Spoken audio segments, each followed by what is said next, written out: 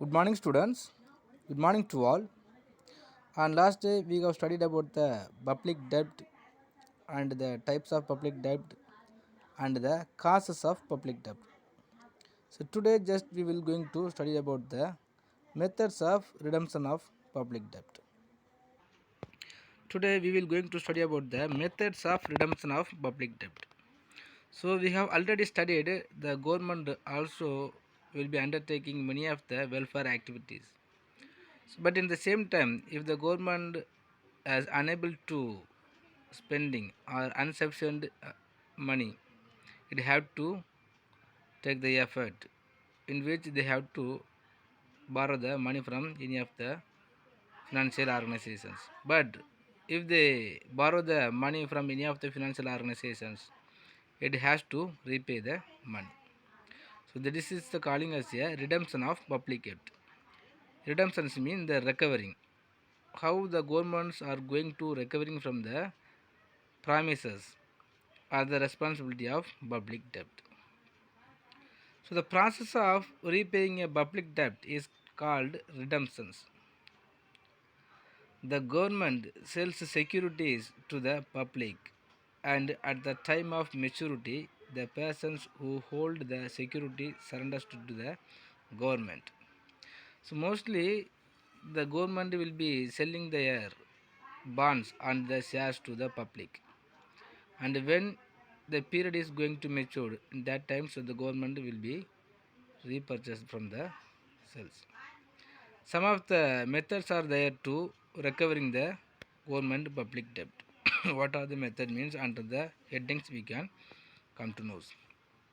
First one is sinking fund. So under the sinking fund method, the government establishes a separate fund known as a sinking fund. The government credits every year a fixed amount of money to this fund. So like it is like a personal savings. So the government also will be allotted some amount of the money in the name of a sinking fund. In case if the governments are fell down in the public debt from the sinking fund, it will be give back the money to the public. By the time the debt matures, the fund accumulates enough amount to pay off the principal along with the interest. So normally when we how we will saving if we are borrowing the money from the bank like that, the government also will be allotted some amount of the money for the purpose of repay the amount. So this is called the sinking fund. So from the sinking fund, it will be the government will be used the sinking fund to repay the public debt. Next, conversions. Conversions means the conversion the loans. How the government will be convert the loans mean. The conversion of loans is another method of redemption of public debt. It means that an old loan is converted into the new loan. Under this system, high interested public debt is converted into a low interested public debt.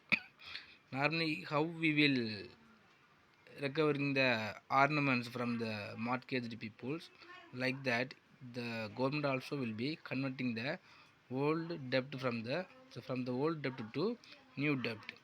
So if the old debt has the high interest rate means, so when we are converted to the new debt, the new debt will have the low interest rate. Next, the budgetary surplus.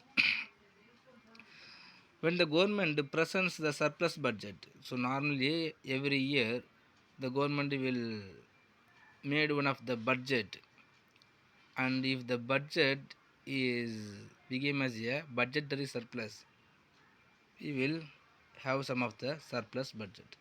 So it can be utilized the repaying the debt. So what is the meaning of budgetary surplus means? Our the government income is very higher than the government expenditures. It is considered as a surplus budget. Then we have some of the surplus amount of capital. The surplus amount of capital will going to use to repay the public debt. The surplus occurs where the public revenue exceeds the public expenditures. However, this method is rarely possible because most of the government will never still made the budgetary surplus. Next, terminal annuity. The terminal annuity means it is one type of the installment system.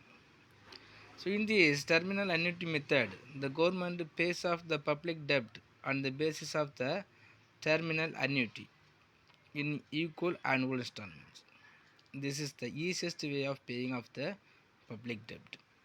So for example, the 1,000 crores are there as a public debt to the government mean. So it will give us a 100 or 10 or the sum of the amount of money. Next, reputations. Reputations means the refusing to repay the money. So it is the easiest way for the government to get rid of the burden of payment of a loan. In such cases, the government does not recognize its obligations to repay the loan. So the government only have more power to refuse or repay the money. So when we are comparing to the government and the individual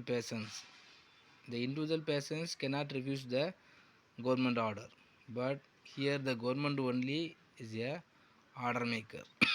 But in this sense, if the government is unable to repay the money to any of the individual organizations, it will refuse. However, in normal case, the government does not do it like so. If done it, it will lose its creditability and the good name of the government. Next, reduction in rate of interest. So another one method of the debt redemption is the compulsory reduction in the rate of interest during the time of financial crisis. So normally the government only will the power, already we have studied, as we have studied already, so the government only will be reduced the rate of interest as purposely. Then on the basis of reduced rate of interest, it will be give back the money to the other individual persons. Next, capital levy. This is also one of the implications of government powers. When the government imposes levy on the capital assets owned by an individual or any institutions, it is called capital levy. Normally, the capital levy is imposed by the government to the individual persons or any of the institutions. So, when any of the financial crisis time, the government purposely will be increasing the capital levy as a 100% or the 200%. So, this is also will be leaded to lose the name of the government. So, this levy is imposed on the capital assets above a minimum limited. So the fund is so collected and can be used by the government for paying off wartime debt obligations. So normally the government will never use this method, but if any of the problem, the war or the heavy inflationary crisis is there, that time only it will be implementing. So the 7 methods are there to recovering the public debt by the government. Next, the budget. I think you may have heard about the name budget or the term budget. The word budget is said to have an origin from the French word budget. The meaning of the budget refers to a small leather bag. Small leather bag. The budget is an annual financial statement which shows the estimated income and expenditure of the government for the forthcoming financial years. Normally, we have seen in the news channels, so every year the financial minister will going to submit the annual report or the budget for the upcoming forthcoming years, financial years. So only the budget name is taken from the French word. So if all the budget is kept into the small leather bag and it will going to submit in the parliament. So the budget is an annual financial statement which shows the estimated income and the expenditure of the government. So every year the government will be drawn one of the statement, financial statement. So what are the things are going to implemented, or how many type of the tax are going to increase, how many type of the tax are maybe decrease, and all the financial statement will be mentioned in any of the statement, and it will be going to submitted in the parliament at every year. So it is a document containing a preliminary approval plan of public revenue and expenditures. It is a document containing the preliminary approval plan of the public expenditures. Normally, if you want to doing any of the plan, any of the things, any of the functions, we will must take a plan. How much of the budget will be arise. So this is also the same only. So here the two type of the budget. The two government will be going to run a budget. That budget is classified as a two types: union budget and the state budget. So India is a federal economy. Federal economy means, so along with the integrated state government only is considered as a central government. Hence the public budget is divided into the two layers of the government. So according to the Indian constitutions, the central government has to submit the annual financial statement in the central government parliament. Like that, every state government also have to done one of the state government, one of the state budget, and it is going to submitted in the legislative assembly. Next, some other types of the budget. What are the other types are there? So on the basis of the expenditure and revenue account and other accounts, we can classify the budget as a under the way. First one is revenue budget. It consists of revenue receipts and revenue expenditures. Moreover, the revenue receipts can be categorized into the tax revenue and non-tax revenue. In whichever way the government is going to earning the revenue is considered as a revenue budget. The revenue expenditures can also categorized into the planned revenue expenditures and non-planned revenue expenditures. So before or the pre-planned, the method of the pre-planned, if you are getting some of the revenue, it is called planned revenue budget. And without having the plan, if we have some of the possibilities to get the revenue, that is called non-planned revenue budget. Next, capital budget. So it consists of capital receipts and capital expenditures. In this case, the main sources of capital receipts are loans, advances, etc. In which method our capital is going to increase, or in the way of capital, if you are getting some of the revenue, that is called capital budget. Next, supplementary budget. During the time of war, emergencies, and natural calamities like tsunami, floods, etc., the expenditures allotted in the budget provisions are not always enough. So, under these circumstances, a supplementary budget can be presented by the government to tackle these unforeseen events. So, every year the government will be allotted some amount of the money for the government expenditures, the public expenditures. But unexpected ways, unfortunately, if you are fell down from the natural calamities like tsunami, floods, and the earthquake, so the government have to take the most responsibilities. The government have to recovering the all the peoples from their nations.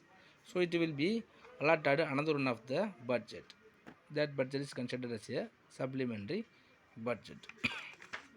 Next is zero-based budget. The government of India presented the zero-based budgeting at first in 1987 to 88. It involves the fresh evaluation of expenditure in the government budget, assuming it as a new time. Because every year the government we are raised we made some of the budget. Suppose next year the all the price and some of the things will be increased.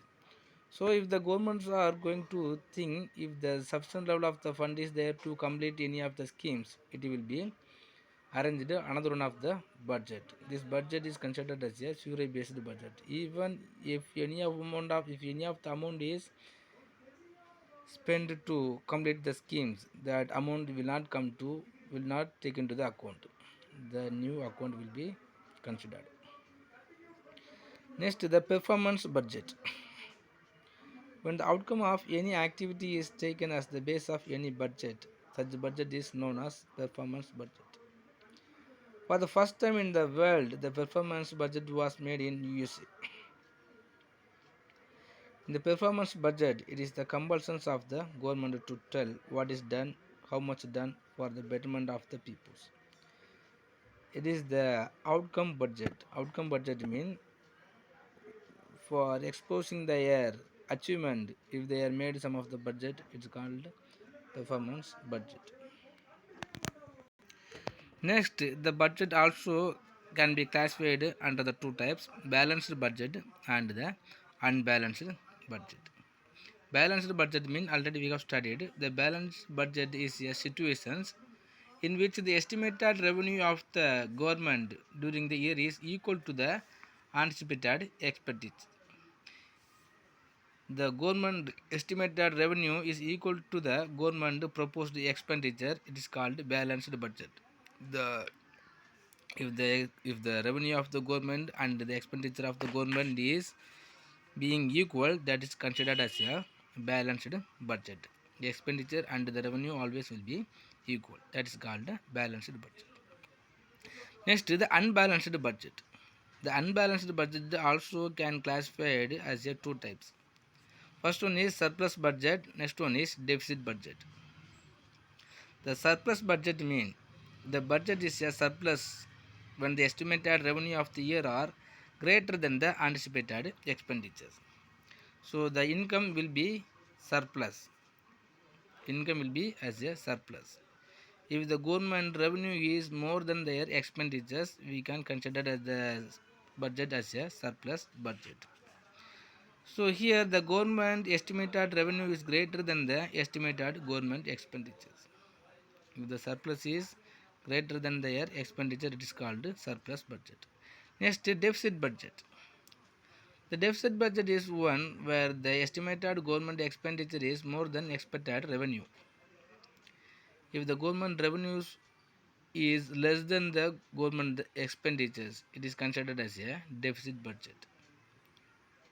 So in that time only we will be in the need of borrowing the money from any of the international financial organizations. Next, budgeting procedures. Budgetary procedures. How the budget is going to submitted. How the budget is going to submitted in the parliament and the legislative assembly. First, the preparation of the budget. First, the budget is going to prepare. The Ministry of Finance prepares the central budget every year. At the state level, the finance department is responsible for the annual state budget. While preparing the budget, some of the factors are taken into account. What are the factors have to taken into account mean? The macroeconomic targets to be achieved within a planned period. So normally we have studied the macroeconomic targets must be achieved within the planned period. Next, the basic strategy of the budget. So when they are preparing the budget, what are the strategy was used to made it? Next, the financial requirement of different project. The financial requirement of different projects means, so what are the projects are there? For the project for infrastructure facilities, project for the hygienic, education, agricultural sector, industrial sector, everything also have to mention. Next, estimates of revenue expenditures. Revenue estimated the revenue expenditures. Next, estimates of the capital expenditures also have to mention here. And estimates of revenue received from the tax and non-tax revenues also have to mention here. So already we have missed to study the types of revenue budgets and the estimate of revenue budgets from the tax and non-tax revenue. We have studied already, I think. So from wherever we have the chance to earning the income from without tax, that is called non-tax revenue. By the way of tax, if you are getting the revenue, that is called tax revenue. So everything also have to mention there. Next, the presentation of the budget. So the Honorable Minister of Finance on behalf of the central government places the union budget before the parliament and the even a few new financial year. Similarly, at the state levels, the Honorable Finance Minister of the respective state government places the state budget before the state legislature. So, according to the Indian constitutions, all money bills must be initiated in the lower house. All the money bills are first placed before the Lok Sabha at the center and before the Vidhan Sabha. Next, execution of budget. The budget is mainly executed by different departments of the government. Proper execution of the budgetary provisions are important for the efficient utilization of the allocated funds. And not only that, this parliament budget is consisted to the debate. So it must be as a reasonable or the efficiently. Okay students, I think it's enough. So if you have any doubts in this area, please ask me. Thank you.